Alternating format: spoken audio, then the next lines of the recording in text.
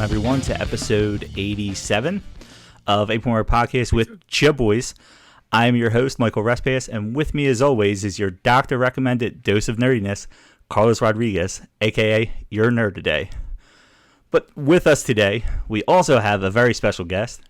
He is who he is, and that's different than everybody else. He is ice cold. He is the assassin, AK-47. How you doing? I'm doing great, guys. Thank you for having me on this podcast. I'm really excited. Finally get to talk to you guys, chat it up for tonight, and see what shenanigans we will get into. So it's gonna be fun. It's gonna be like The Hangover, but digitally. All right. Yeah. So, I'll take it from here. So, the obvious question we like to start with a lot of our interviews. So, who is the assassin, AK-47, for the uninitiated? Assassin, AK-47 is very methodical. He's very quiet, sneaky. I love being out in the shadows and make sure my opponent know when I'm coming. It's always a secret attack. It's always somewhere. Oh, he's too quick. He's too dodgy. I always use speed as my main focus in my matches. So it's like the big overall picture of my character, the assassin, AK-47. Also going into it, I came up with it like way long back when I was in backyard wrestling.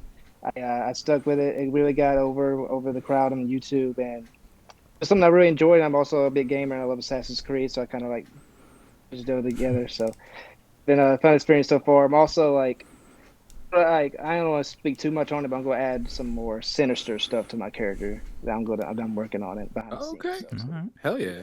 Mm-hmm. That's super exciting. Yeah. All right. So a couple more icebreaker questions. Well, to start, so that's you. For at least for me, Austin, we've been talking for years at this point, which is so funny. Like, that's the best thing. I wanted to give a shout out to Greg Miller, who inspired both of us kind of pursue our things in our own ways, because this speaks volumes to the kind of funny best friend community. Like, the fact that two best friends are on two different paths. Yeah, see, there you go, right there. Two different paths, and still grinding, doing our thing, and we're both inspired by this awesome community, and it's awesome. All of us try to uplift each other and stuff. And I remember when you posted in the kind of wrestling group that you were going back into it. It's funny because we didn't know, I did not have the knowledge of KBW at the time. I knew I didn't put two and two together because I knew of KBW. Who did it? If you're a wrestling fan and you're on and you like YouTube and stuff, you knew of it. But for whatever reason, I did not put you as the assassin AK-47. I was like, wait, hold on. And then you said that, and then little stuff. It was that TikTok going around with the audio from 22 Jump Street. He's like, oh shit. It's wait, oh my god, this is who I've been talking to this whole time. This is crazy. So as a best friend, it's nice to have another best friend from the community on our podcast, doing their thing, killing it. So congratulations to you. Thank you, Greg Miller. I'm sure you feel the same way. Clip that out, Mike. Yes. clip that out, send it to him. No, you got to meet him at prom. I got to interview him for my podcast. So, yeah.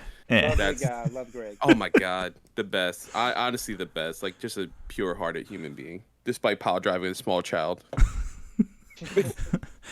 See, I'm a little surprised he got into it so quick. I'll go behind the scenes here a little bit. We have notes, and there was nothing on there about Kind of Funny. And I said, how the hell are you not bringing this up? More than anything else is the connection these two have. And he was like, I was going to. I just didn't write down. I was like, okay. All right.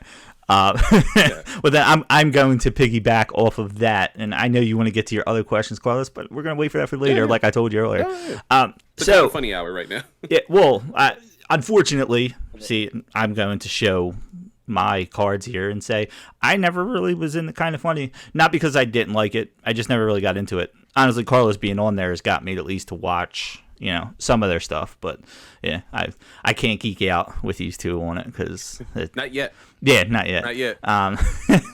So, but I will piggyback off one of the things Carlos mentioned was the KBW. As much as I don't want to spend, I want to get to know you more as a wrestler than that, but it's where you started. So for those out there that might not have known it, for those who didn't really watch it, I know me, like Carlos, I knew of it. It's one of those things you kind of seen. I wouldn't call myself a follower of it, but I know there was a following that you had. So I guess, in short, give a kind of brief history of it, how it all came to be, the KBW stuff. All right, for sure. KBW, it started off like KBW stands for Kids Backyard Wrestling. We started a YouTube channel for Backyard Wrestling on YouTube. And we started doing it around like 2012, 2013. I was around like 13, 14 at the time, my age range we was at. And Diego, as you all know him now, he's AEW superstar. He was one of the owners, basically, creator of KBW. Me and him co-created it. And our community, we have like a lot of people like close together. We have like a lot of like cousins and friends and brothers, all like, because we're Native Americans, and we have a tribe here and like a reservation and stuff like that. So we're all really close.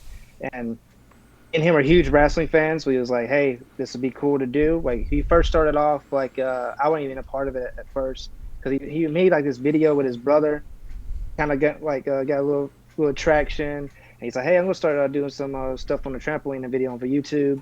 They kind of blew up. He put like wrestling names as in like the YouTube like title. Like, right.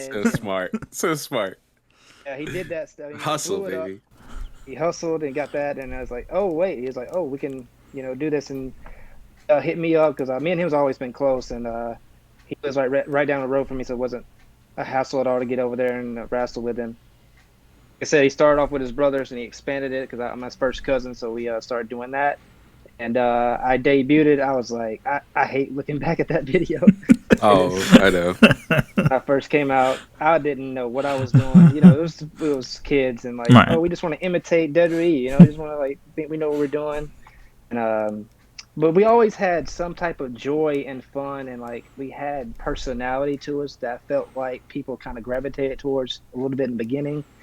And we started to see like, hey, we can do something with this, and it kind of fleshed out into like, oh, we can create our own characters instead of like using like, CM Punk and Daniel Bryan as like, like interpretations of that. And we got into our own, like, okay, I created the Assassin AK-47.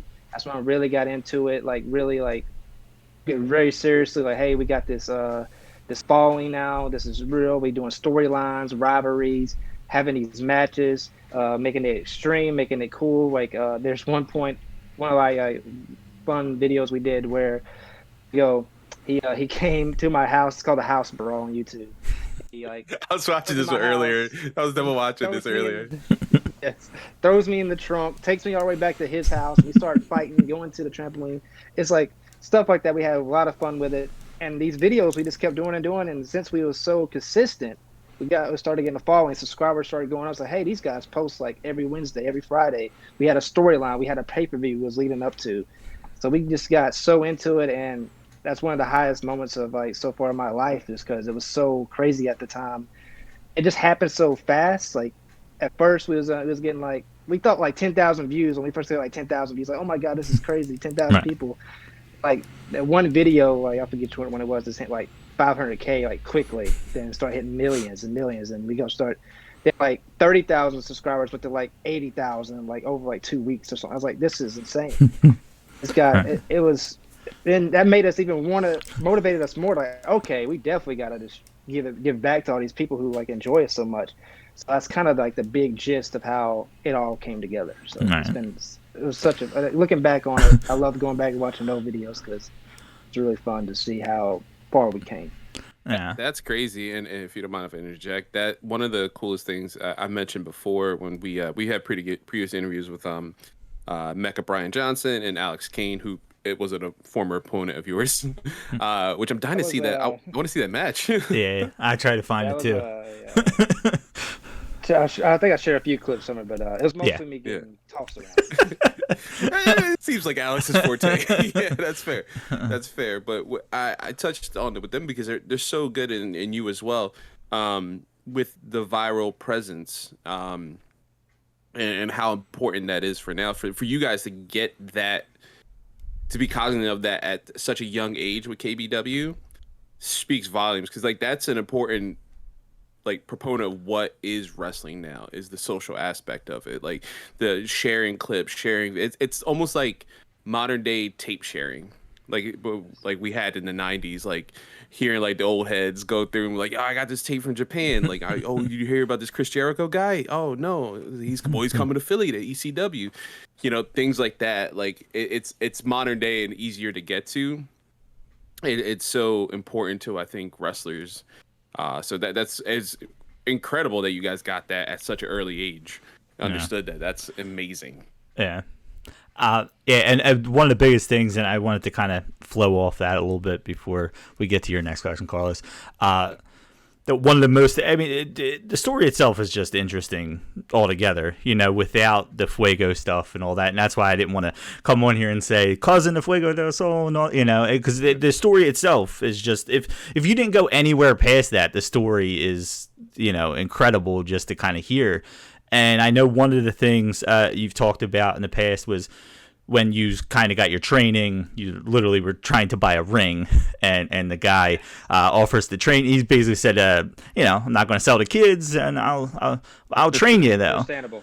So Understandable. And honestly, all that, like, you hear. You trained with some guy that you tried to buy a ring in his backyard. So now you have the stigma of backyard wrestling. Then the story of like, hey, I trained with some guy in his backyard. It just like, it all sounds weird. And I just from most people, it sounds unreal. It's something you see in a movie and like, oh, okay, that would never happen.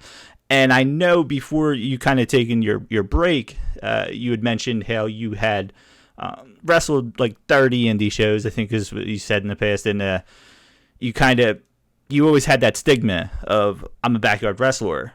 And the one thing, and I was saying this to Carlos earlier, the one thing I kind of hate about that is you feel like wrestling's the only thing that when you're trying to make it on your own, it's like a negative towards you, because it's weirdly like jealousy. Like, I had to go through all this and you already got there, so I'm going to teach you the way other people taught me. And it's weird because now the way wrestling is, a lot of people have backyard backgrounds. It's not, you're not sitting there saying, oh, this guy's not a real director, he was filming stuff in his backyard as a kid. And that's what it almost has, that feeling like. Yeah, you talk about Spielberg that way, right? Yeah, like I mean, Spielberg is unless filming on 8mm not Jaws. Yeah, unless you're known as somebody who's hurting people because you're not learning from it. Just being known as that, like, I know, there's not even really questioning this, and just like, it sucks that you had to go through that, because it's like, just hearing that, and I think you said that once you would tell them, hey, how many views we got on YouTube, it took them to take you a little bit more serious, but it sounds like a lot of jealousy in a sense, where like, hey, I had to, and you hear it with all sports, and you've heard it with even Undertaker interviews and stuff, where people are like, oh, well, the guys now, they play video games, they don't have it the way we had it and stuff like that. And it's like, why does any of that matter?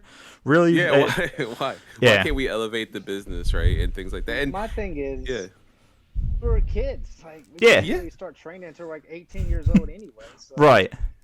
Yeah. It's nothing like we did anything wrong. Like, hey, we did this thing. We thought it was fun.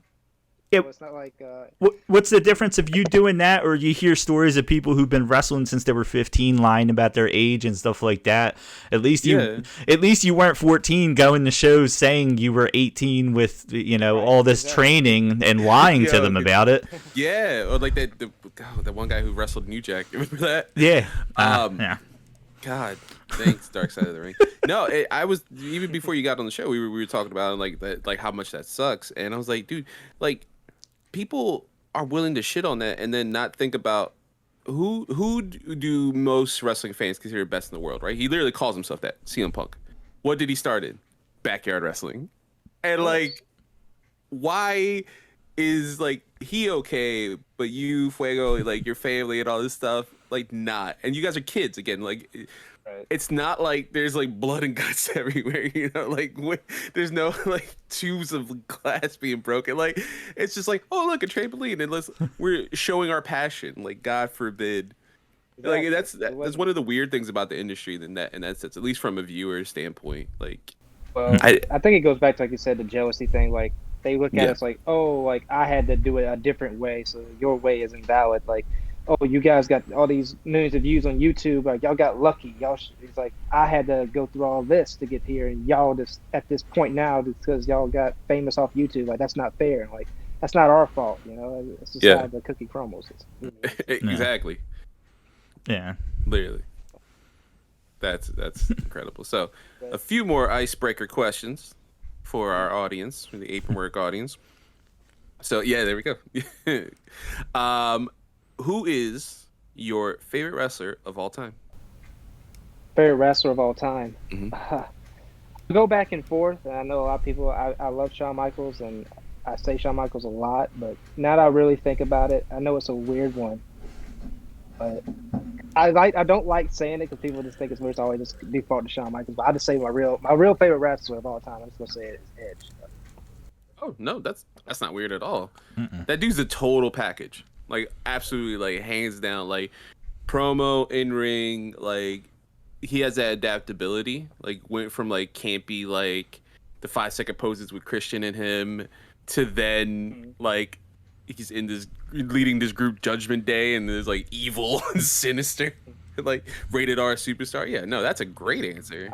It's just something about Edge that I really gravitated towards. He was just so like great as a heel, I think, that I was really like in. Like I was like so in the rated R thing. The Lita stuff was cool.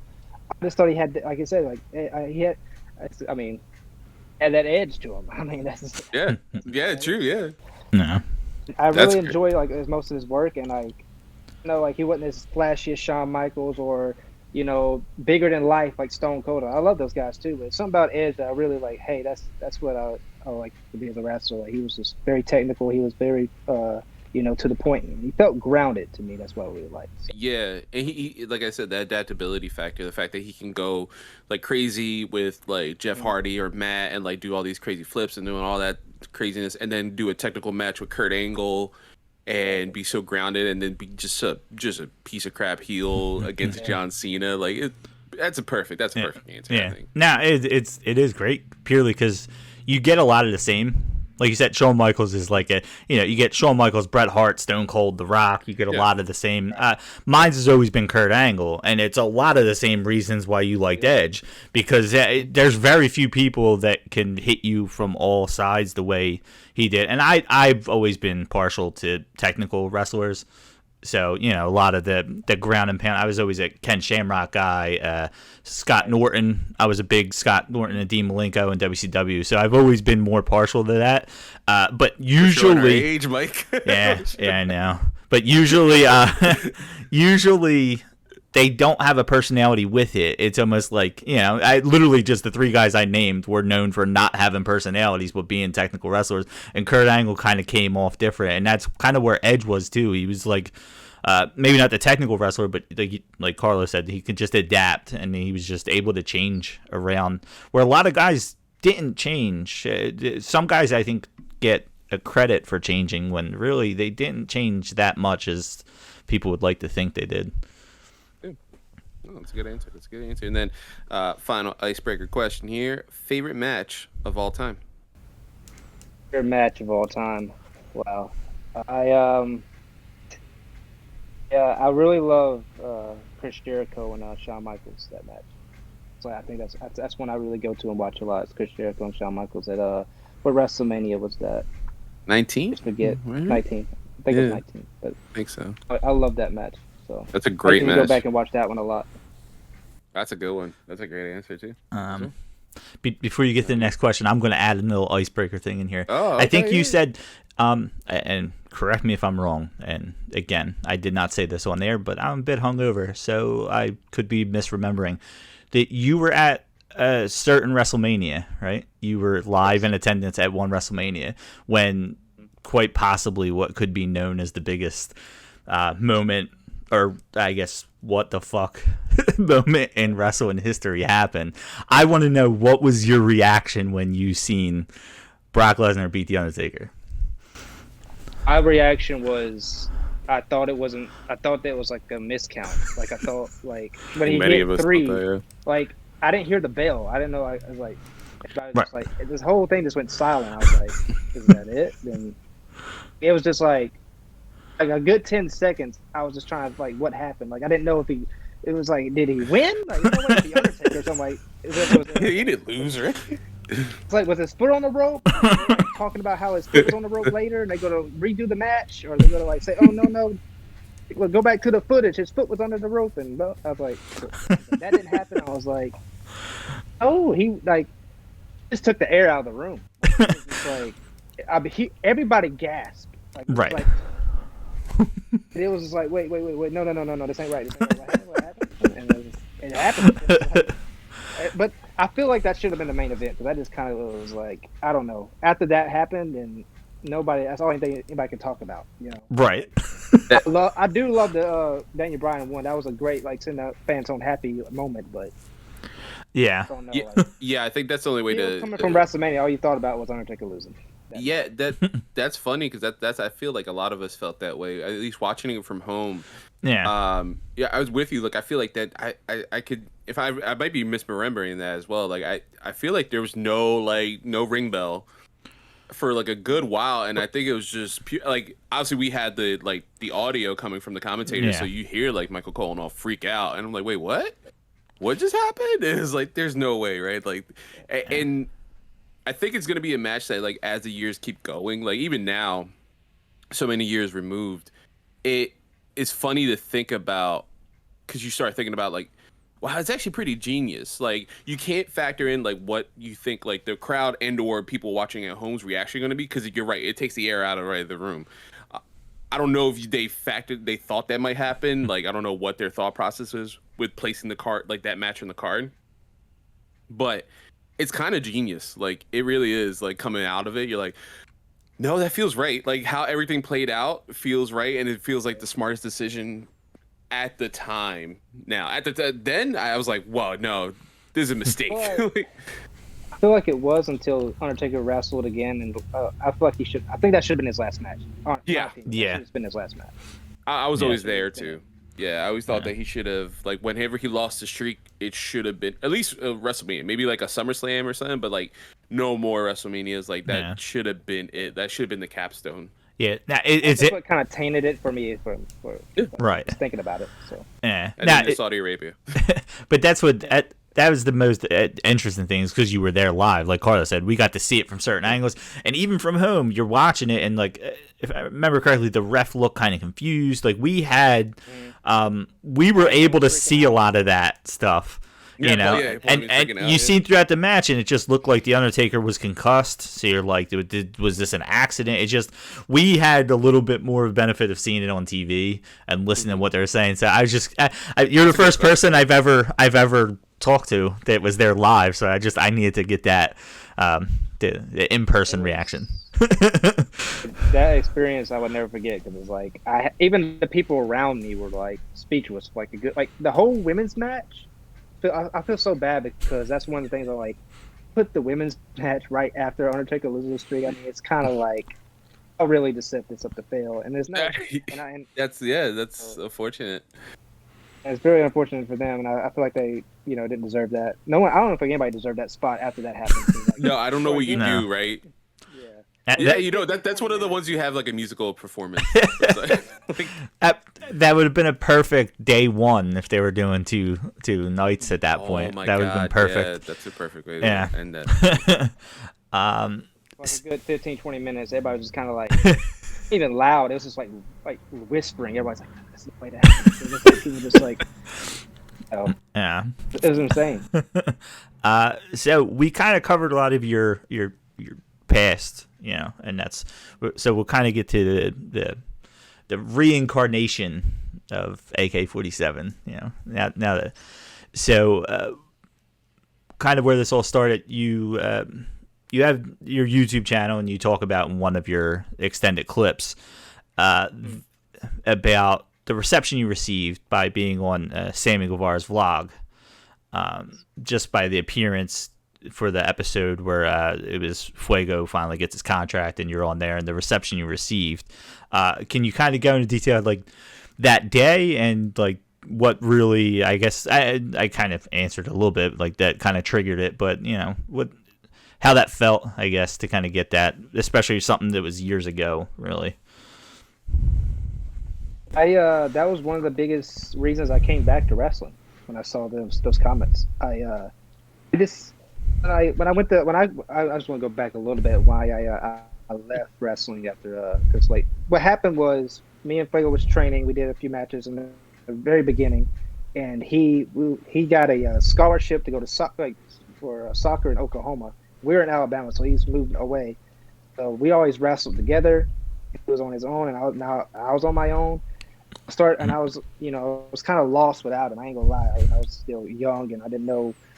Just kind of like feed off each other. And in Alabama, some of the indie shows are very like, not. I wouldn't say it's not safe, but it's like you wanted somebody you knew with you at all times. And I kind of felt like I was, kind of by myself and didn't really. It's a lot of things that happened backstage where people that were like offer you cocaine. It was just the weirdest thing. And I just felt out of my element. I felt like, oh, this is kind of like too much, and I was kind of getting a little bit of anxiety from it a lot.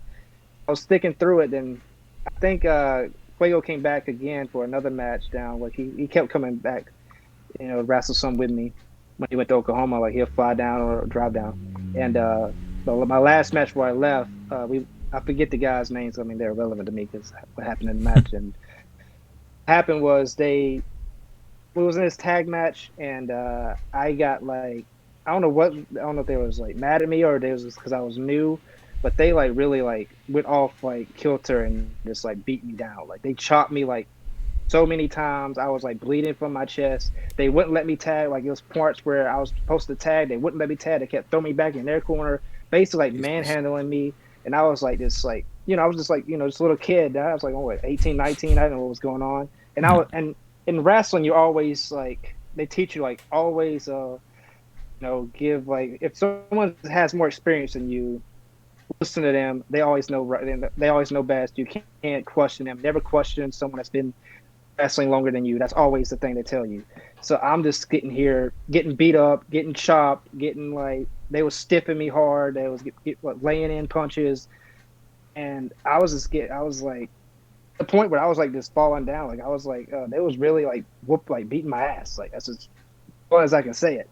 Right. And after the match was over, like I just really felt like I don't know if this is for me, like if this is what wrestling is, I don't want no part of it. Like I don't want like these guys thinking they can take advantage of me just because they've been wrestling longer, and that really discouraged me. I ain't gonna lie, I got very depressed after that. I got very emotional.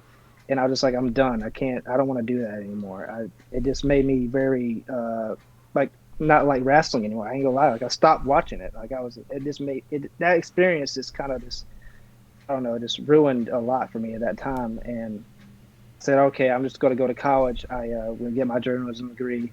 I got better from it. Like, it was just a traumatic experience at the time. I grew from it. Right.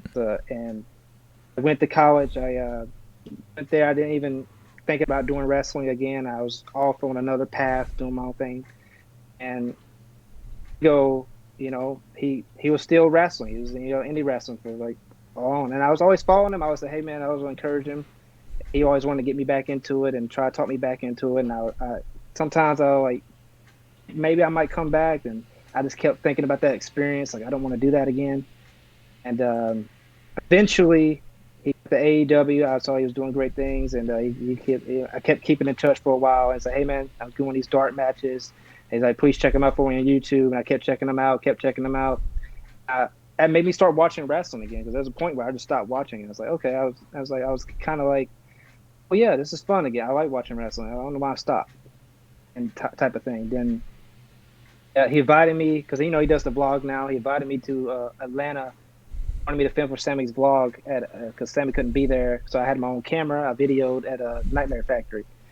I saw the Nightmare Factory and everybody training there, and I was like, wait, like I miss this. Like something just hit me. Like I miss, and I saw how they was training. I saw the coaches training them, and they was doing the moves, and like, and I could do this. I don't know why I stopped. Like I was like, I shouldn't let that one moment define, like, get me down the whole entire way. So I was like, I talked to Fuego about it. I was like, hey man, I'm thinking about, I think you can talk to Cody, talk to QT for me about seeing if I can train here, if I can get back into wrestling. And it's like, oh yeah, for sure.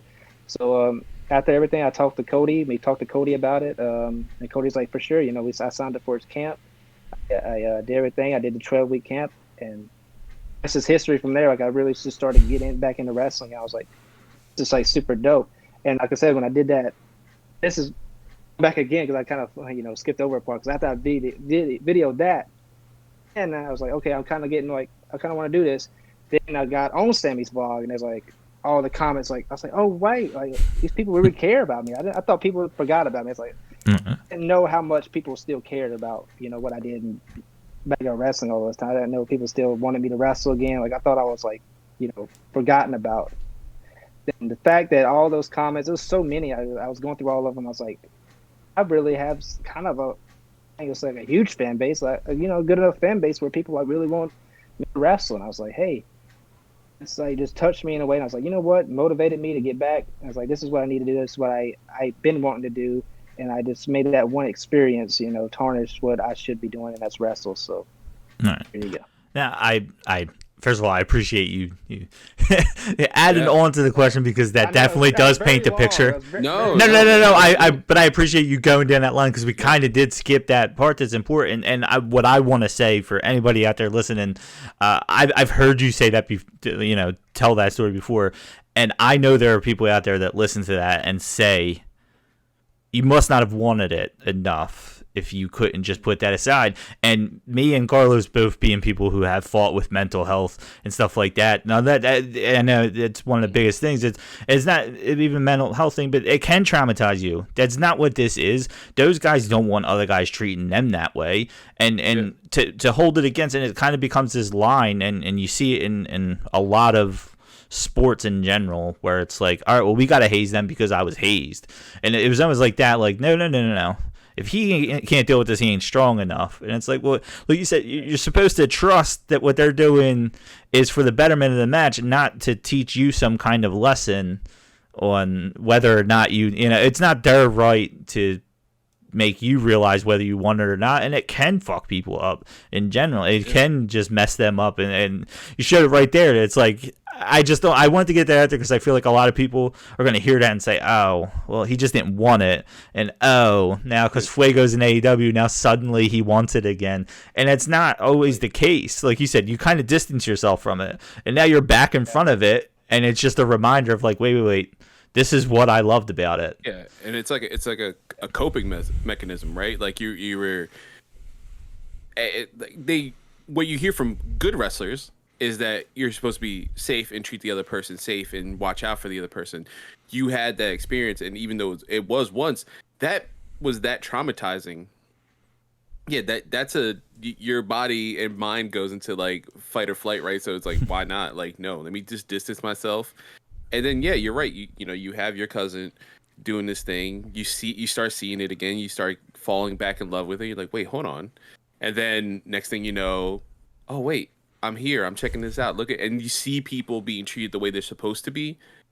And I'm sure those, like, oh wait, this doesn't have to be that experience. Like, I look at how everyone's being treated. Look how everyone, like, yeah, it's gonna be painful and stuff, but no one needs to lay into you for no goddamn reason. Like, like, yeah, exactly. That's horrible. That I can't imagine. I'm sorry you went through that. That's heartbreaking. It was, and just to add on to that, like you said, what people like talk about, like, oh, he wasn't really into it. It wasn't really that. As like I said, that happened to me, and that happened. Like I said, Fuego was going to Oklahoma, and he's like my ride or die. Right. We were like, together. And I just felt alone. Like, oh my God, I'm by myself. These people will take advantage of me every time I have a match. And like, it wasn't like, oh, these guys are respected. These guys are legends. Like, it was just some random guy. Like, I don't know who they. Like, no one knows who they are. Yeah. And, it's a little better if it's JBL. It's still not great. You still like the Miz. Like, hey man, this is not cool. But at least it's JBL, not some random Joe Schmo. and what I've learned is it's just some promotions are really bad, like indie Yeah. promotions.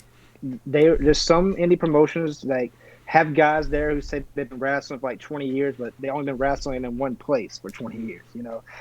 I was like, then it's say like, oh, I have so much experience and I'm the over you because of this, but haven't like I don't like they've just been wrestling so long, but they haven't like really applied themselves anywhere else. As a making themselves a bigger name. They just a name in that town. Yeah. They think they're like they have that advantage over you. Nah. And I've noticed that, and I go to different promotions, and when I was like when I started out, and when I went to the Nightmare Factory, it was none of that. Everybody was the coaches were respectful. They like made sure everybody was safe doing the moves. They made sure everybody was nice to each other and kind and not like trying to bully, but not trying to have like a clique and like okay we're the good wrestlers, they're the bad wrestlers. Like it was none of that, And I loved the atmosphere in that moment. I was like, oh wait, like because I never had a place like that ever when I never experienced like a good environment ever before that moment. As I went to Nightmare Factory, I was like, oh wait, like this is actually like they. Because I thought like like in my like young mind, I was like, oh my god, every promotion is like this. And I was just a little Alabama area, right? Yeah, really like, knowing. Yeah, WWE's gonna be this way. Yeah, everywhere is gonna be this way, right? Impact. Yeah, that's scary. That has to be frightening, and it's surprising that it's still happening to this day, right? Because I mentioned earlier, but like there's the famous hazing of the Miz when he started in WWE because coming from Tough Enough and stuff like that, and being hazed ridiculously by JBL and Matt Jackson talking about being a jobber on SmackDown and Big Show being a crowd. Now he works for him, which is funny. But like, yeah, being like beaten up or like, God forbid, like that dark side of the ring, and you see Chris Kanyon getting beat up by Undertaker. Like, this is supposed to be like a safe area and a fun area, and when it's safe, like I always see what I always mention this because one of Rest Pass's favorite wrestlers is currently Kevin Owens, and like him and Sami Zayn go to town on each other when they like wrestle each other, and it makes it fun, and they're like beating the crap out of each other, but they also it's like the safest ass beating they're giving each other I've ever seen in my life. I don't want to say like I don't want to get like I don't have no problem getting stiffed or getting punched or getting like hard hitting or getting like suplexed on the apron or going through a table. Like I do all that stuff, getting thrown through ladders. That's not a problem. It's like there's a line though. You can take it over. It's a line. Like getting chopped, like all that's a fair game. Like that's not really what I'm trying to like. What happened to me? It was more of like constant. Like it was like I couldn't even breathe at one point. I was just in the corner, and it was like guys over me all the time. Like, it wasn't a match at that point. The safety of the match was completely cut off at that moment. Yeah, that there is a difference. There's a line that can be crossed. It is there, but I just want to get that out there. People absolutely. I don't want to like do anything extreme. Or can't take a punch. Right. Yeah. No, I'll jump off a ladder. Don't get me wrong. Yeah, you can put me through a table. Just watch out for me. I'll watch out for you. That's the thing. Exactly. Can you if you don't mind, absolutely. If you don't mind, can you explain training at the Nightmare Factory and like working with Glacier, sure. Cody, QT, and all? Yes. Where do I want to start here? I can start like my first day there was cool. Like we don't do like they say like it's a basic beginners class. That's what they tell us. Like, it doesn't matter how you've been wrestling for. Like some people there had experience, some people didn't have experience, right? It's like, hey, it doesn't matter if you had 10 years experience, 3 years. This is a beginner's class. Like we got to go through every little thing to make sure you know how to wrestle, make sure you know the little stuff. Like the very first day, we just learned how to get in and outside the ring. That's all we did. They taught us how to get in the ring and go outside the ring. Like so it's very like super like easy, basically ease you in, and like they this is what I really liked about it, where they tell you to go up to the apron and they say, something about yourself. So someone goes up there and tells something about themselves, and we cheer, we laugh, and they have something funny to say, like basically showing our personalities. Okay. Get in, get out the ring type of thing. I went up there and I'm like I take pride in promos because I really love doing promos. That's why I do the extended clips thing. I feel like that was my strongest suit doing backyard wrestling. So it's like, you know what? I'm going to be loud. I'm going to like really just get in there. And like, I was like the loudest one. Like I was like out of my shell. I was just like, oh, I'm just going to go for it. And I was like, I'm the assassin. I'm this and that. And I just saw like people's expressions like, oh, okay. You know, I feel like I made a good first impression. Yeah. So that felt good. So we did that. Then going on throughout the weeks, Cody sometimes was there. Like he couldn't be there all the time. You know, he's a very busy man. So he came sometimes. He came in and like gave us some drills to do. We did a lot of cool drills. That was really fun. Like QT was mainly the main trainer there. Like he's usually always there, and we trained there a lot. And I can't give. I mean, QT, like people like, I know people like to shit on him on the internet and stuff, but he such a good guy, such a good trainer. Like he's one of the best trainers out there, I think. Like he is so good. I love QT's way of training because he doesn't like, you know, he tells you how it is. Like if it's shit, it's shit. He'll tell you. Like he doesn't like try to like sugarcoat it anyway. He's like, hey, this is what you need to work on it. You know, like he's very direct, and I respect that because it's a good motivation. It makes you like feel like, okay, like this man, he really wants he wants the best. Like he wants to like get the best out of you. He sees something in you, he wants the best out of you. And I had a good relationship with him there, and it was very fun. He's a very funny guy too. He's very witty, always joking around and stuff. So huge praise to QT because he was very great. Unfortunately, Glacier was dealing with surgery at the time, like hip surgery. Oh, okay. He was there the first week, I think, first or 2 weeks, and he had to like go away for a long time, like for the trail week camp. So I didn't really get to like train as much with Glacier in our camp because he had that hip surgery and he was just out for a while. So that's just unfortunate, you know, things happen. I mean, it is what it is. But that he did come and give us some advice though when he didn't come back, and he saw us like the showcase, like we do like a showcase after the 12-week program. So he saw us do that and gave us some feedback. That was cool. Like just hearing him talk, he's so like I when he was there every like training session, like I'll go over and talk to him because he gives so great. He gives best advice like he'll give you. So he's a great person to talk to afterwards. And I had a very and I will say this, like I made so many great friends at the Nightmare Fair. Like everybody I trained with, we still all talk to each other. We have our own group chat. That's awesome. We still like That's we awesome. motivate each other. Like as you guys know, like Kid Bandit, like he was in our camp 3, and he's huge now. Like he's like doing his thing, and I just love that we have such a good core in our camp. And everybody was nice. You know, no, I won't say everybody. It was one person that kind of messed little things up for us, but I don't want to get into all that. Fair. Anyway, I just want to shout those guys out because they helped me, they motivated me, and we really had a good time over there. So that's awesome, man. That's awesome. That's good to hear. Yeah, we our only interaction so far with QT has been at the first ever Dynamite. And actually, it's funny you mentioned he was funny because he actually showed some of that humor there. He was, I think it might have been the main event. Was that right, Russ? He came out, they shoot the cash or whatever.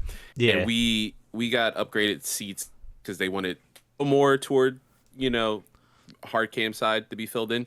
Yeah. So we luckily enough got those tickets as I was walking with my 2 beers.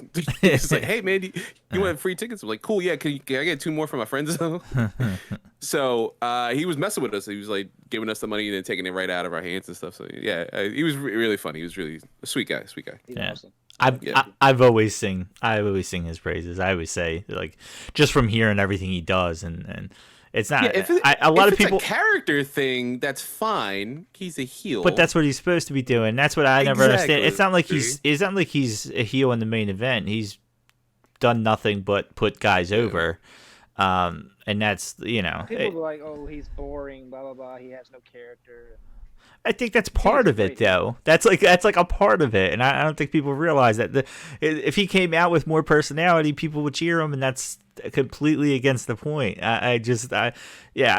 If he's doing something right, if everybody thinks that he's this person that he's putting on TV, he's doing his job right, and some people can't separate that those two things. Yeah, I feel like if you're a student of the game, you can see how intelligent he is in his matches. Like even recently going with Hook, that whole program, like seeing that, you could see how brilliant he is in the ring. Like how truly smart he is. And then obviously the documentary helps too if you watch that. Yeah. So you mentioned on a previous podcast how, and you said yourself, like one of your strongest suits is promos. Cutie, combining their names, Cody and QT. They preach promos. And I want to say I'm a big fan of the extended clip series. Thank you so much. I really tried my hardest for those. Yeah, I remember tagging you when Ali was, trying to get out of his contract. And I was like, dude, you got this is the perfect time. So you kind of touched on it. So on the first day, when you did your, I'm different, I'm the assassin. Is that something they picked up in class when it's time to do promo stuff? Like, whoa, hold on, let's talk to Austin real quick. Like, hey man, you did really good with this. Let's keep formulating that. And did the extended clip series come out from the Nightmare Factory stuff, or is that something just born of your own brain?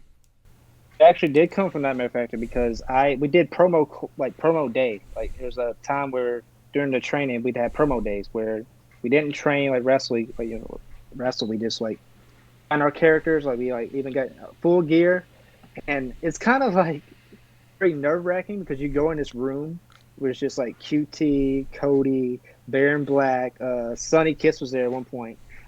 We had a few people in there, different points. Like it's basically like promo day, and like you just do a promo in front of them. You just there standing up with Cody Rhodes looking at you like with his notebook. Very nerve wracking. It has to be, yeah. I'm getting nervous, and you've already went through this, and you're telling me this. So I'm like, oh no. And the second I would hear that there's the pen, I'm like, oh no, I messed up. Yeah, and so it's like, okay, but I did so well. My very first session, that promo day. You did just lose your audio for 1 second. Yeah. I'm back now? Yeah, you're back now. now. Yeah. Okay. Anyways, yeah. I was like, okay, I'm going to have everything written down what I wanted to say because I was like, all right, I had to memorize it, go over it. And I go in there. I had my, this on. Went in there. I was like, okay. And I just went for it. I did my promo. I can during my promo I was watching like QT was on my left and like Cody's like right here in front of my face, and I was like doing I was in my character. I was saying stuff like I do like a pause and I was like looking at their reaction, see if they was digging it, and like I saw QT's face like they was like I feel like I was like got some reactions out of them because they wasn't expecting me to be like so loud and like so animated, I guess, because like I ain't gonna lie, like I am kind of like a shy guy. Like when I'm like just like having normal conversations with people, I'm not like the huge guy like talking over everyone, like Right. So I guess I didn't really give that. I wasn't really expecting it out of me because I was kind of like quiet during the training session. Like when we was doing drills, I wasn't very like animated or anything like that.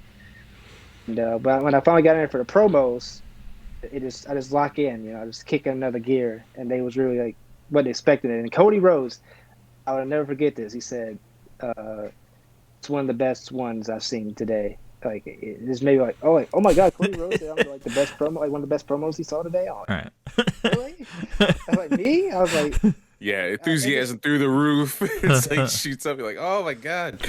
Wait, he told me though. He said, don't let this get to your head. That's fair. That's fair. Don't let it get to your head. He's like, but that is one of the best promos I've seen today. And I was like, what?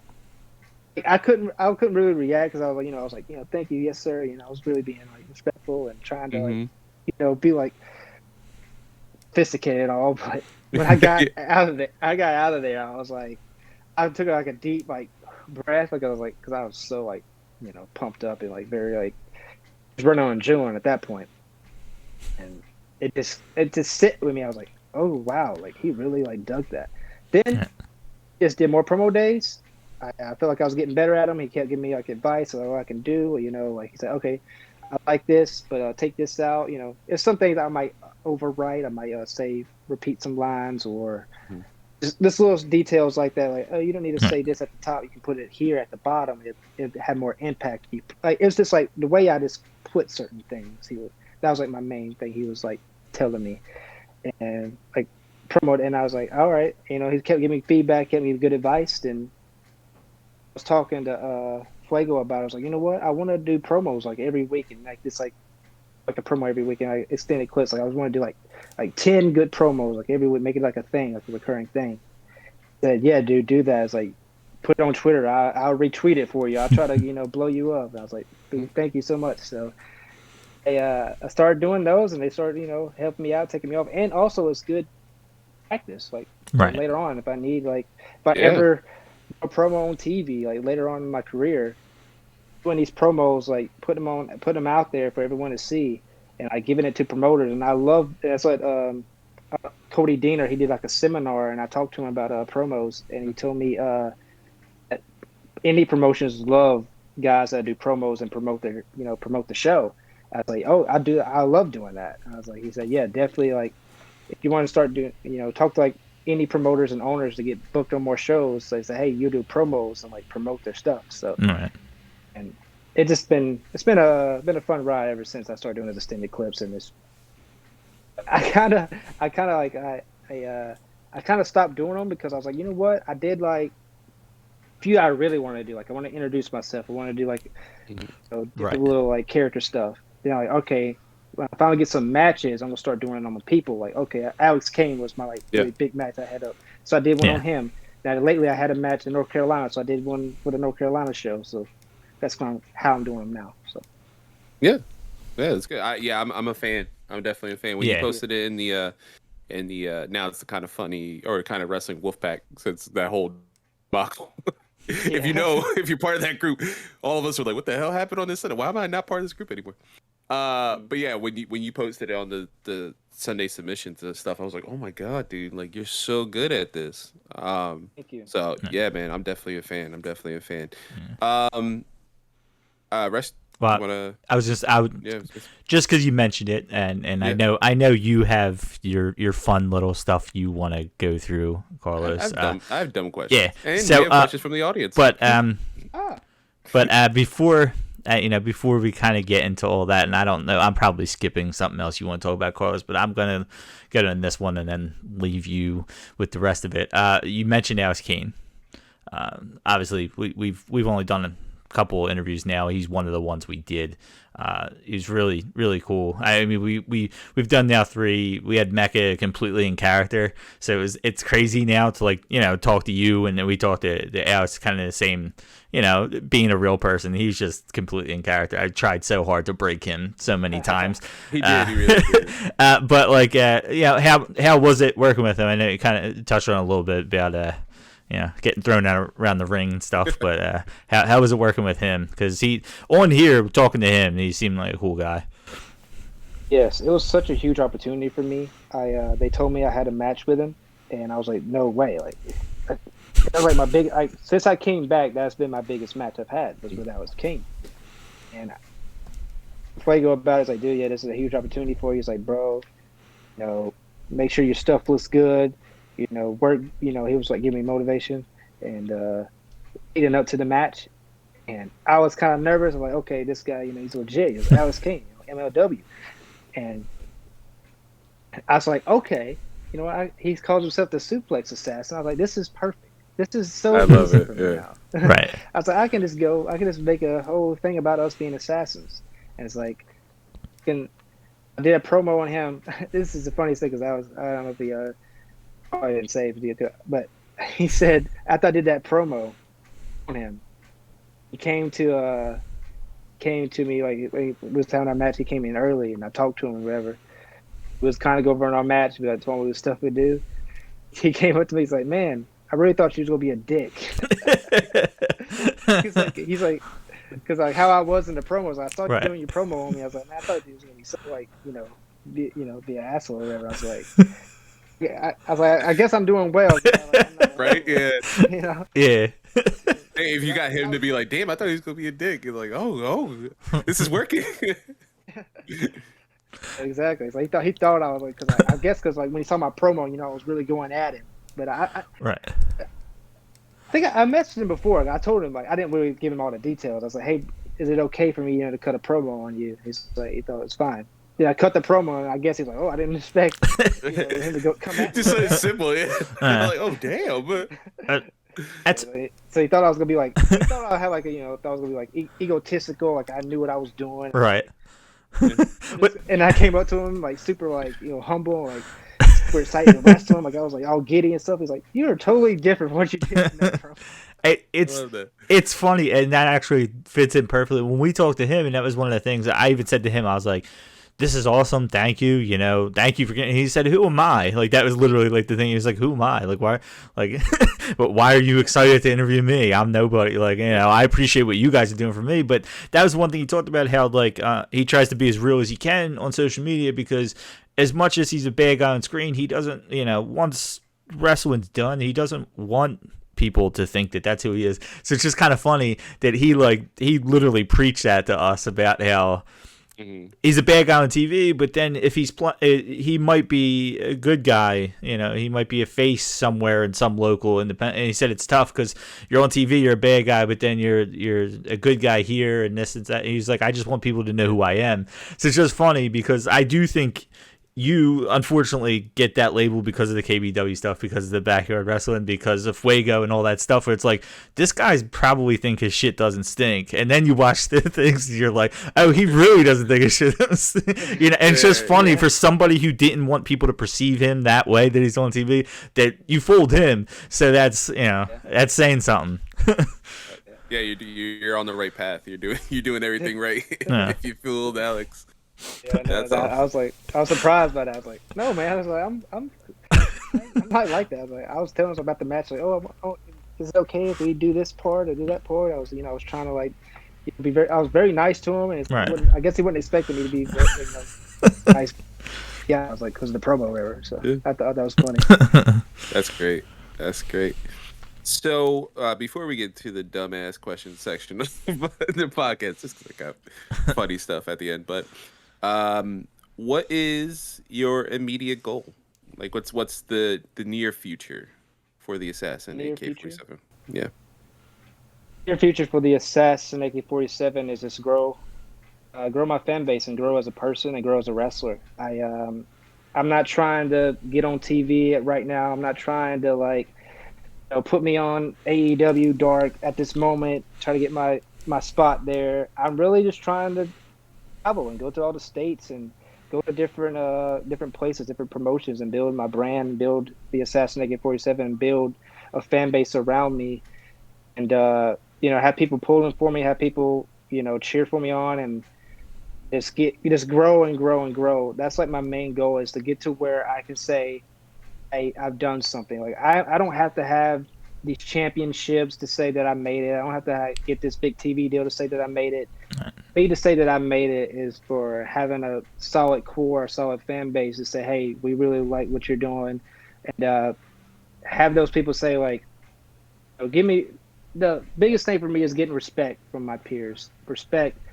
the people that I looked up to for so many years, and say, hey, you're doing really well. We like what you're doing.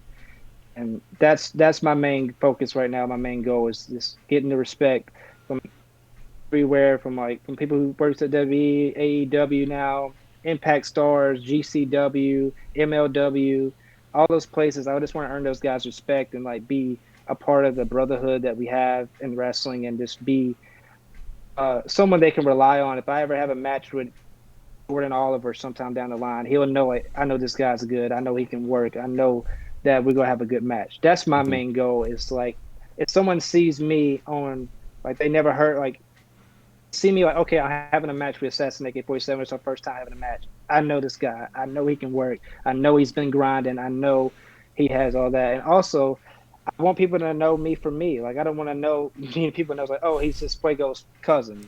Right. Exactly. Yeah. I want people to know me for that. I want to know, say, oh, dude, this is AK. This is the Assassin. This guy is really good. He can work. He puts on great matches. That's what I want, and that's my main goal, my main focus that I want. So nice. Nice. And then what is follow-up question to that? What is like when we interviewed Mecca? I think RestPass went through the litany of like interviews that he did before. Over the And years. he found that he mentioned his lifelong dream was wrestling John Cena at WrestleMania. Yeah. What yeah. what is what would be the craziest dream if it were to come true for you in professional wrestling? Like WrestleMania, Double or Nothing, like The craziest dream for me, I guess it might not be too crazy. Having a match, it's just like going, like being, like having an entrance in like an AEW and coming like or WWE anywhere, just coming out and just cutting like this like baller promo and like people. I want people to like not really know me yet. I want people to like kind of like, okay, who's this guy? And I just come out there and I cut this like awesome promo and it just goes everywhere. And everyone's like, oh my god, this guy's and it's like this. Oh, who is this? And people like start looking at all my stuff and like I for some reason I kind of like staying on the radar, but I don't and like surprise people. I love that. Like people are like, okay, like I don't really know what this guy's about. I don't really like know. Then like I do something like, oh, like why I'm expecting that. That's like one of my favorite things to do. So the craziest thing for me, I would say, that could happen is like if I get a call and they like WWE's like, hey, we want you to come out on Raw and cut this promo, and I'm like, what? And like, or we want you to come out and like interfere and Cody Rhodes and Seth Rollins' match, and like you go to like be like the last one standing, and like people go like just look at you, and like I know that's kind of weird to say because I know what's his name got a lot of the big tall I forget his name. Almost in AEW. Yeah. Like people like got mad that he came out in New Orleans and this Satnam Singh. Oh, Satnam Singh. Yeah. No one knew who he was. Satnam Singh. Right? Yeah. People, but for me, I kind of want that. I kind of want to like, have that. Like people like, I don't know. It seems fun to me. So. No, I like that because like the idea of the opening promo, like we don't know who you are. That immediately brought to mind that the beginning of the Ruthless Aggression era in WWE when John Cena comes out to wrestle Kurt Angle. I'm like, who is this muscled dude in these short shorts with this weird haircut? And then, I mean, that's like, I remember being a fan, not knowing like much of the indies at that time, watching them. I was like, oh, I need to find out who this dude is. This dude is massive. Who is this guy? He just wrestled like a good match against Kurt Angle. I'd never met this dude before. What? So that's a good goal. That's a good crazy dream to have. Yeah. I know people are like, oh, I want to have a match with Kenny Omega, or I want to have a match. I do. That'd be awesome. But who wouldn't, right? That's a learning experience, right? That's like, oh yeah. Like, there's levels to this, There's levels to this. Right. But I will say my dream match one I would love because I like Chris Jericho is one, but I also be a huge fan of Chris Jericho. And I know he doesn't probably have too much longer wrestling. He's wrestling right now, so I would love to have some type of match with him. That's probably one of my dream matches. I would say is like Chris Jericho, the Hardys. I would love to wrestle the Hardys. They're back wrestling now, so just people like that. I would love to wrestle Cody Rhodes. Like Cody Rhodes would be amazing, like my coach. So it's speaks for itself right there. Yeah. And those matches for sure, I would love to have. And of course, I mean, there's so many guys I would love to wrestle. Everybody has their list. Right. For your question, like I said, I know I answered it, but that would be my crazy dream. Is just like no one knows who I am. What the hell is this guy doing here? Like, why is he here? We want CM Punk. We want Bryan Danielson. Why is this guy on my screen? I have no idea who he is. Why are you bringing him in? And I just like surprise them and like basically flip them over on my side. Like, oh wait, I'm sorry. Okay. I like this guy now. So. To quickly, I guess, branch off of that question, you talked about dream opponents. Clearly, Cody and Jericho are not on the independent scene. Would that mean just as much if you were to able to wrestle the Hardys just in an independent promotion? It's not on TV, but just to be able to do it. Yeah. And I figured that. It's just one of those things. Yeah. It wouldn't even need to be seen by many people. For indie wrestlers, I would love to wrestle Jordan Oliver. He's a guy that's been coming up that I really want to wrestle. And there's so many JDX. I don't know if you know. He was in Camp 3 with me. He's been doing a good thing so far. It's a lot of guys. Casey Navarro. I love Casey. Yeah, he's Casey. Really good. Yeah, man. That's some good stuff. do want to. He's on the independent scene now. He was just at AEW. Marco Stunt. Right. He's great. I love to wrestle him. So it's just so I can go on with that. So Yeah. That's many guys I know. So we got to put you in with Asa and Dalton. They work. What is it? What is it, Russ? I think they're like Missouri. You just painted us in the corner right now. I told you I'm I know, hungover. like, You're trying to ask me questions Dalton that I'm not prepared they for. also have a podcast. Yeah, Nerdy is part of the ring. They're also kind of funny best friends, so that's perfect. I have to hook you up with them because I think they're in Missouri or something, but they're good friends with Marco, so that we could have that dream match. We could get that for you. He's back on the independents, so there you go. Thank you. Make it happen. Please. Yeah, absolutely, man. Yeah, I'll DM you all that stuff later. No, they're good people too. They're good. Yeah, I think Ace is a commentator. He's a commentator for the promotion too. So there you go, man. Get you in there. And then you know what? One final like serious question. If you want to, can you briefly go through like what's the process? Just because like us being fans of the community, you know, we're in the wrestling community in the sense that we're fans and we like to talk about it. We like to, you know, either criticize or, you know, praise certain companies, certain things like that. But we're obviously not in the trenches like you and so many of your brethren and are. What is the process of getting booked in like modern day independent shows now? Very hard, actually. You have to. It's a lot of connections. You have a lot of connections as well.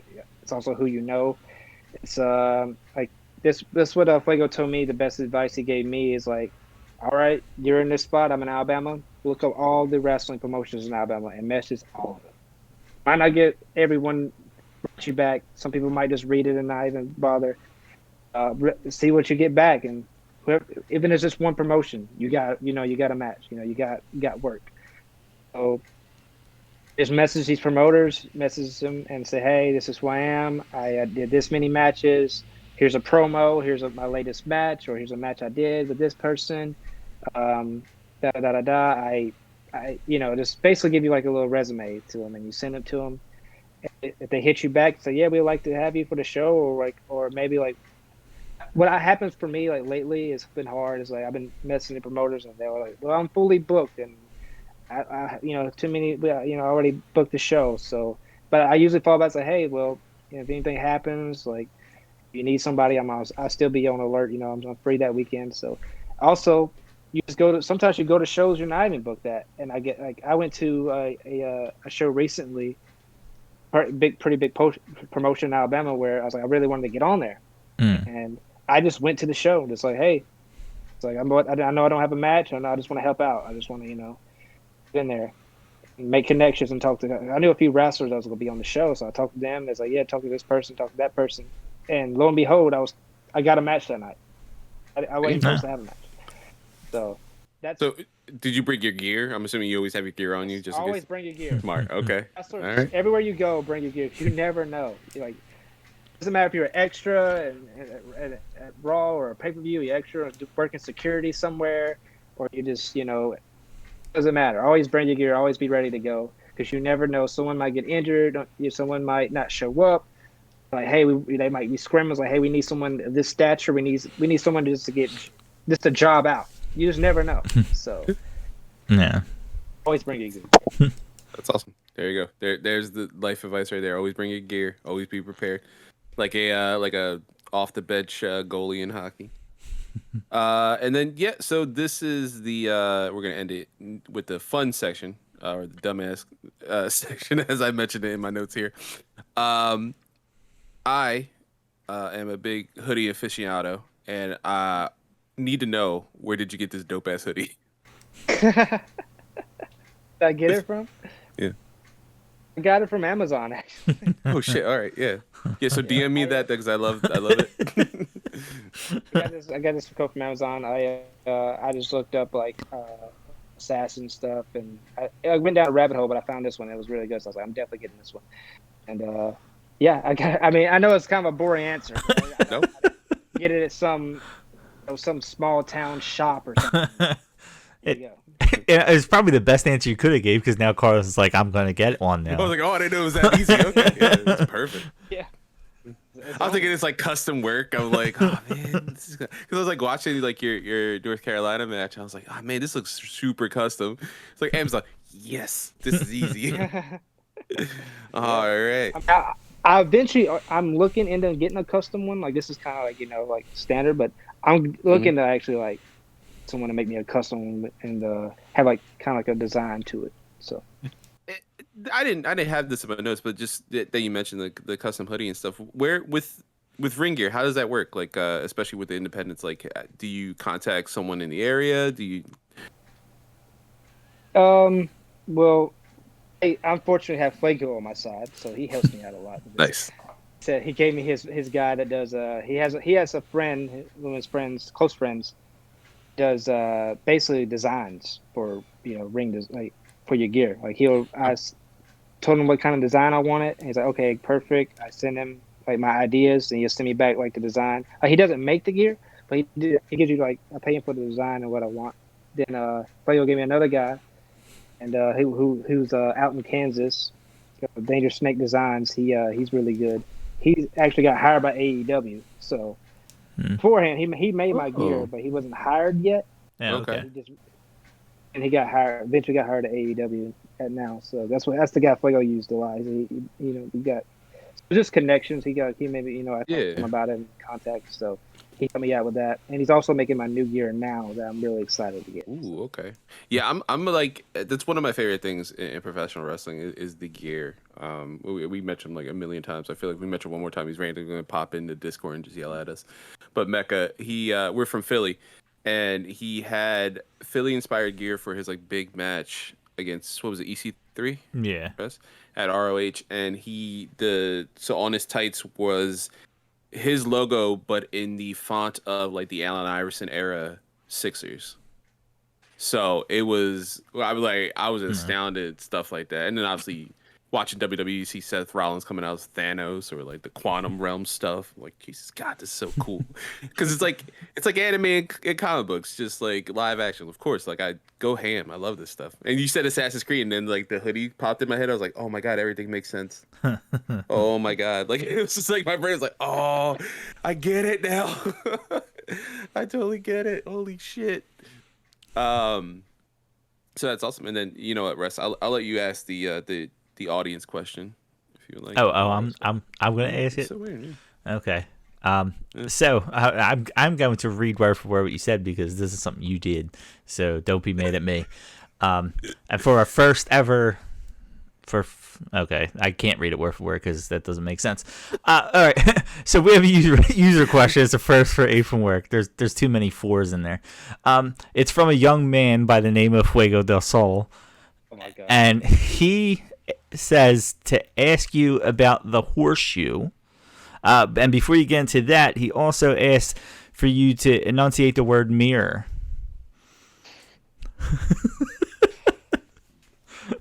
All right, okay. I can say mirror now. I say mirror like this. Okay.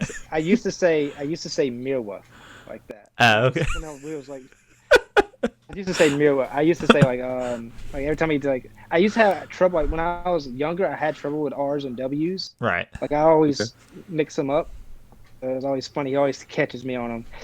But I sometimes slip up and do it to this day. Like it's kind of like a little speech impediment type of thing. Right. And, it's like R's and W's are like my main. Like I kind of like. That is such a family, like a cousin, like brother thing to do. Be like, yeah, let's just take it to test. Oh, did you mess up? Like, I hate you and love you at the same time. I have my cousin does that who made my theme song and stuff. He always catches me on them. Every time I do it, he makes sure I know about it. It's like they know, they're just waiting for it.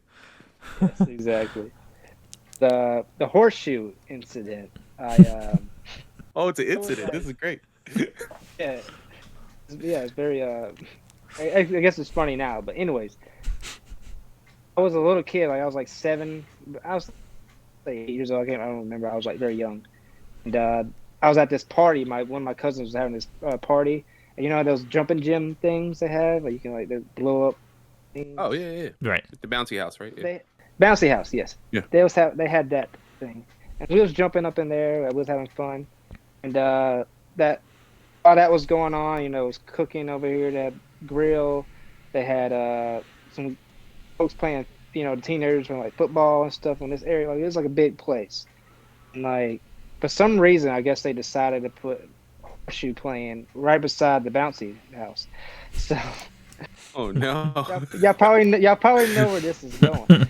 Anyway, they was playing horseshoes over here. So I get off the bouncy house. I'm like, okay, I'm ready to get my lunch or whatever, get some cake, whatever I'm thinking of at the time. As soon as I get off there, walk like 2 or 3 steps. Oh no. I turned to my left and bam, right in the head. Oh god. With a horseshoe. I still got a scar. I don't know if you guys can see it, but Oh my god. Wow. Jesus. That's yeah. it gets even crazier though from that point. So I was knocked out. Right. oh my god.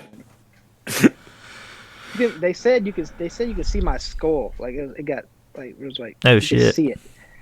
My dad basically tried to take me to the hospital. At some point, I wake up in the back seat on the way to the hospital. Her broke down on the side of the road. Like Oh my god. I'm bleeding out of my head. We're broke down. My dad took his shirt off. He started waving it. Hey, I need a ride. Took like 10 minutes. I was just like in and out, because I was like conscious forever.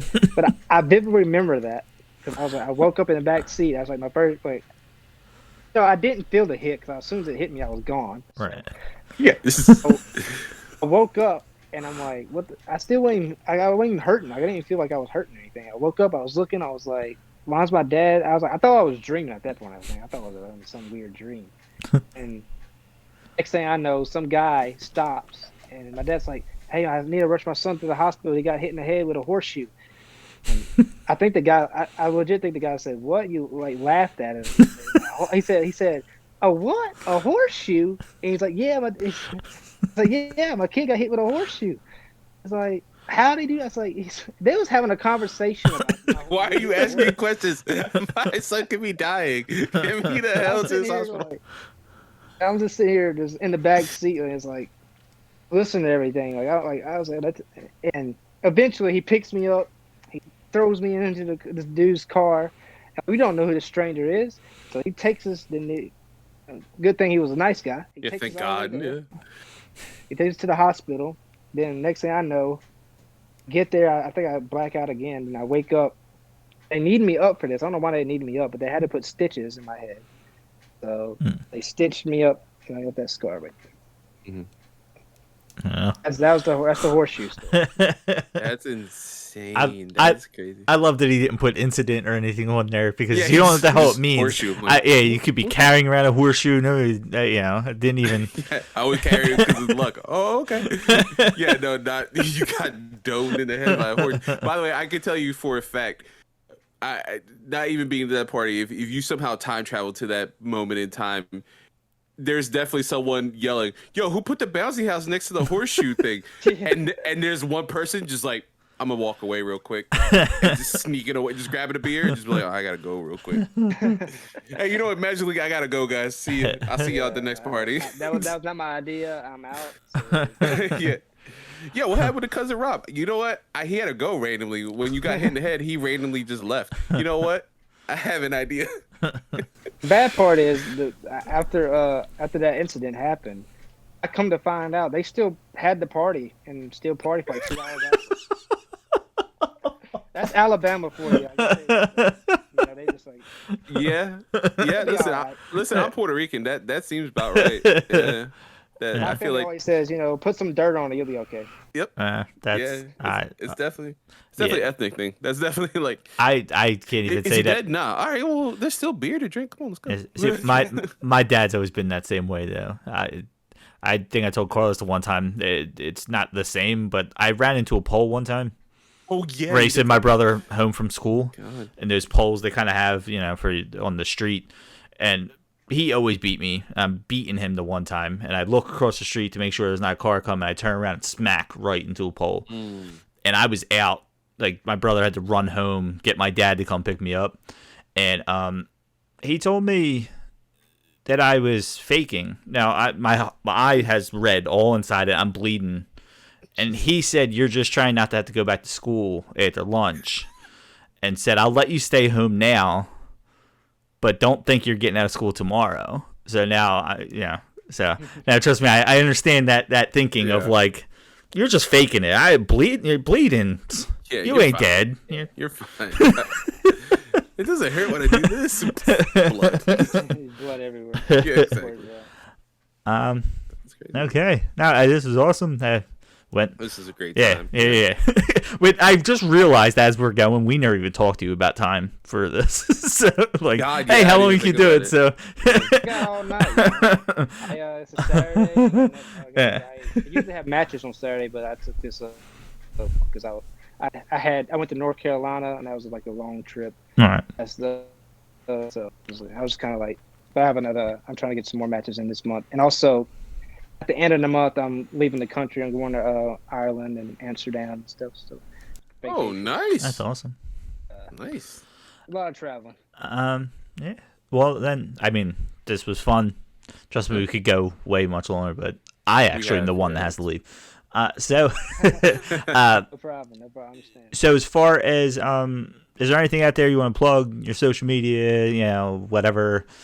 Tell people to book you, whatever you want to do. Every promotion book me. I'm all for it.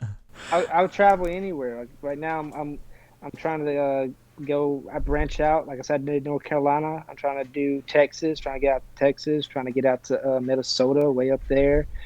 And I'm trying to get New Jersey, New York area, get some East Coast, and branch out. Philadelphia as well. I love to go to Philly. Yeah. Hell yeah, man. As I say, anywhere drivable for us, definitely. Yeah. Once we're here, I drove 3 hours out to Maryland to go see Mecca. So if you can get to Philly, it would be even better. I don't have to make that long drive. I made so many long drives. Like Oklahoma was like 12 hours. I drove that so many times. It was 9 hours to get to North Carolina, and I did that last week. So it's been that's another thing too. All indie wrestlers out there. I mean, most of them know this, but a lot of traveling, you gotta have to like go long drive. So unfortunately, I've been driving by myself because I don't have nobody yet. But I'm gonna try to find somebody who wants to like travel with me, Right. So hopefully I find a buddy that's really into it as well and wants to wrestle, and y'all both get on the same show and y'all do it that way, carpool. So definitely try to do that. A lot of traveling. All right. This is a podcast. Apron Work. Nerd Today. Kind of funny. Just throwing that one out there. Yeah, I mean, so I will be putting all your links. There's absolutely. You got Instagram, the Assassin, AK, Twitter, the Assassin AK-47, which should be showing down there for those of you actually watching this and not listening to it. And then you also have your YouTube, which is Bulletproof Games on YouTube. So that's definitely worth checking out. I know you have some gameplay stuff. That's old stuff, right? So I did some walkthroughs earlier. Before I started wrestling, right? Again, I was doing some gaming walkthroughs. So I love another thing. Huge gamer. Right. And of course, obviously it was kind of funny, following Greg and them since IGN. And huge gamer. I love PlayStation. A lot of I have what? Let me look at her now. Let's give me a minute. Yeah, pull it up. I got.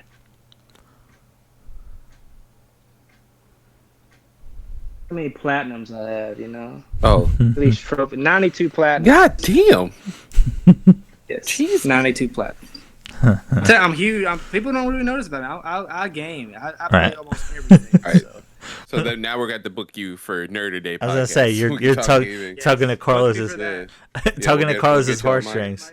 Damn, dude! Favorite game of all time is BioShock, and I got it tatted on right here. So. Oh, nice! I always thought about getting the chains, like Jack's tattoo. Yep, that's a good one to get. Yeah, I'm trying to see. I'm pulling up the PlayStation app to see how many trophies I have. I should just go to. I just got the Horizon one. That was a good one. I just opened up the floodgates. I'm like, you know what? I have to leave, and then suddenly gaming. Oh, No, this is not you. This is Carlos too. He is much more at fault than you are on this. That's why when I get an angry text message from Jess, it's like, oh yeah, sorry, that's on me. Unfortunately, this is the downfall of working overnight and doing stuff like this. That as well. Yeah. So, Carlos, did you find it, Awesome. or I'm not gonna wait anymore? No, man. I want to say 10, like generously 10. Well, I'll blame my kids for that. Thank you for being here. We definitely. I mean, we're just finishing this, and as long as you're up for it, we'd absolutely love to have you on again. Especially when more things are happening. Trust me, this was awesome. And on that note, I really appreciate it. So on that note, we'll see you when we see you. All right, see you guys.